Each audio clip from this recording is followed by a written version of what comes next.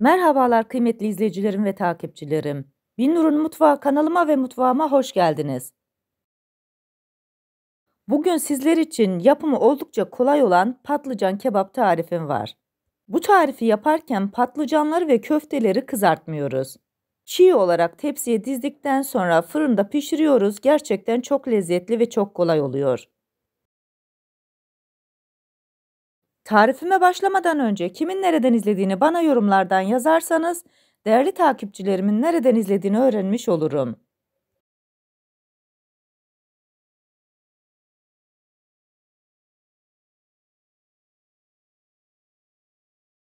Sizleri daha fazla bekletmeden bu leziz yemeğin tarifine geçiyorum. Herkese iyi seyirler.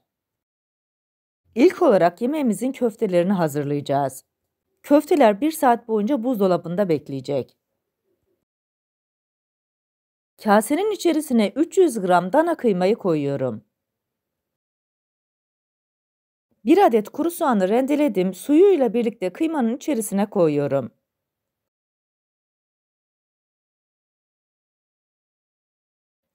2 diş sarımsağımızı kıymanın içerisine rendeliyoruz. Bu arada tarifimi buraya kadar izleyip beğendiyseniz ve hala kanalıma abone değilseniz, abone olarak beğeni ve yorumlarınızla beni desteklerseniz çok sevinirim. Beğeni ve yorumlarınız benim için gerçekten çok kıymetli.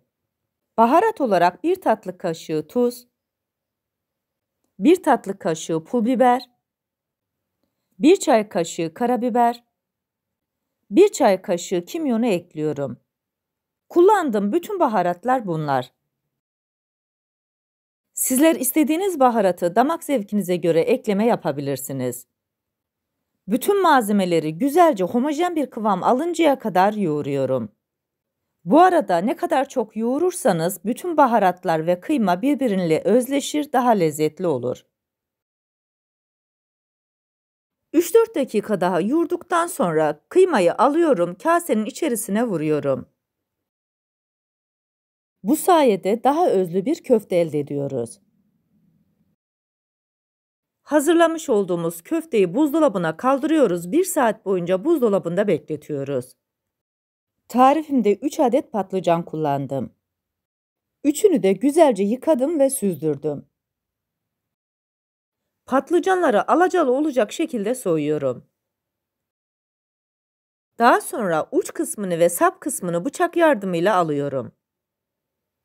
Bu yemeği yapmak gerçekten çok kolay. Üstelik kızartma işlemi yapmadığımız için temizi çıkartmış oluyoruz.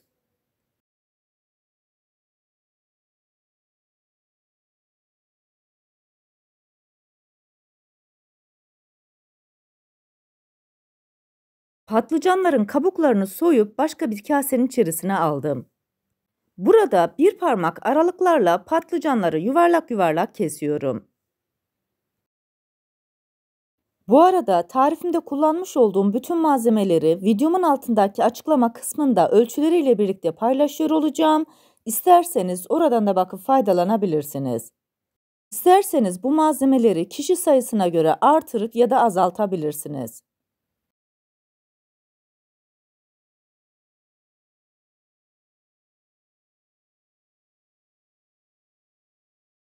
Patlıcanların acı suyunun çıkması için tuzlu suyumuzda bekleteceğiz.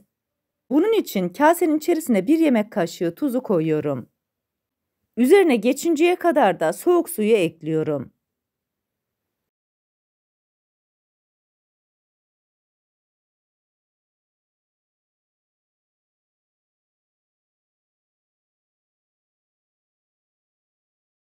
Üzerine ağırlık koyuyorum. Bütün patlıcanların tuzlu suya batmasını istiyorum.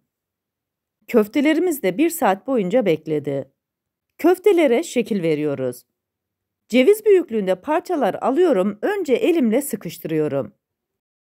Daha sonra yuvarlayarak çok hafif hareketlerle elimle bastırıyorum. Böylelikle köftelere şekil vermiş oluyoruz. Çok fazla kalın olmayacak. Elinizle bastırırken ince köfteler elde etmeye özen gösterin.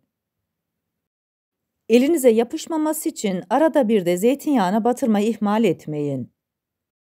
Bu arada tarifimi buraya kadar izleyip beğendiyseniz Sosyal medya hesaplarınızdan arkadaşlarınızla paylaşarak bana destek olursanız çok sevinirim.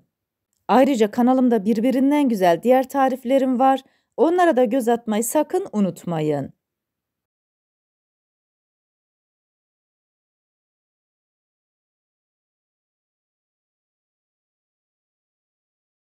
Köftelerimizin hepsine şekil vererek hazırladık. Yemeğimizin içerisinde kullanacağımız sosumuzu hazırlıyoruz. Büyükçe 1 adet domatesi rendeledim. Kasenin içerisine koyuyorum. İçerisine yarım çay bardağı zeytinyağını ekliyorum. 1 çay bardağı soğuk suyu ekliyorum.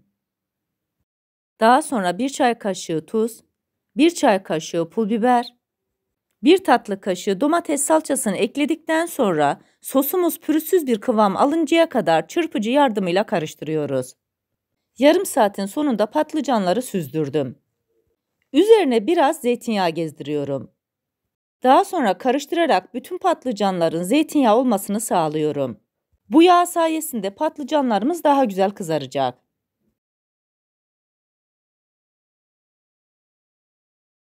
Yemeğimizi pişireceğimiz borcamı hazırlıyoruz. Büyük borcamın içerisine sosun yarısını döküyorum.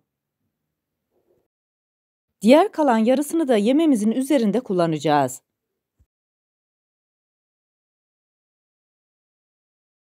Kaşık yardımıyla sosun her tarafa gelmesini sağlıyorum. Daha sonra 1 adet patlıcan, 1 adet köfte olacak şekilde diziyoruz. Ben bu şekilde diziyorum. Yarısı biraz dışarıda kalıyor. Patlıcanlar ve köfteler daha güzel kızarıyor.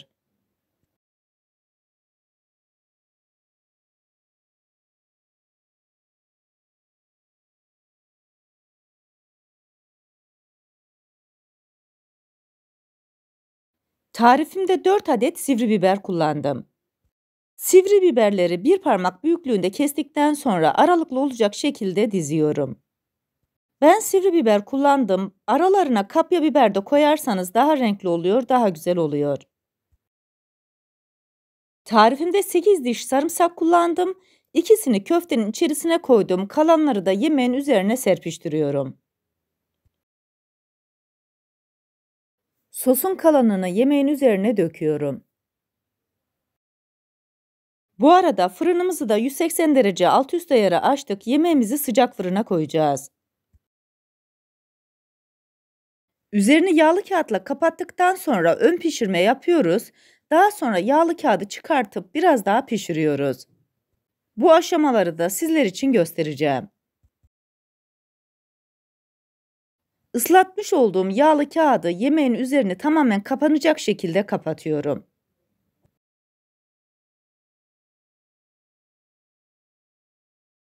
Yemeğimizi fırına götürüyoruz. Yarım saat boyunca yağlı kağıtla pişiriyoruz. Yarım saatin sonunda yemeği fırından çıkartıyorum. Üzerindeki yağlı kağıdı alarak tekrar fırına götürüyorum. 20 dakika boyunca da bu şekilde pişireceğiz. Toplamda 50 dakikanın sonunda yemeğimiz servis için hazır. Fırından çıkartır çıkartmaz ilk sıcağının çıkmasını bekliyoruz. 5 dakikanın sonunda artık servis için hazırlıyoruz. Sizlere bir de bu leziz yemeğin iç dokusunu göstermek istiyorum. Lezzetine doyamayacağınız gerçekten çok hafif ve lezzetli yemek elde ettik. Tadına doyamayacağınız bu lezzetli yemeği yapıp deneyecek olan herkese şimdiden afiyet olsun. Daha hoş gözükmesi için üzerine biraz da yeşil nane serpiştiriyorum. Siz bu leziz yemeğin son halini seyrederken ben de sizlere veda etmiş olayım. Bir tarifimizin daha sonuna geldik. Videomu izlediğiniz için teşekkür ederim. Bana destek olmak için tarifimi beğendiyseniz beğenmeyi, abone değilseniz abone olmayı, yeni tariflerimi izlemek için bildirim zilini açmayı, tariflerimi sevdiklerinizle paylaşmayı unutmayın. Her şeyin gönlünüzce olması dileğiyle, hoşça kalın, afiyetle kalın, Allah'a emanet olun.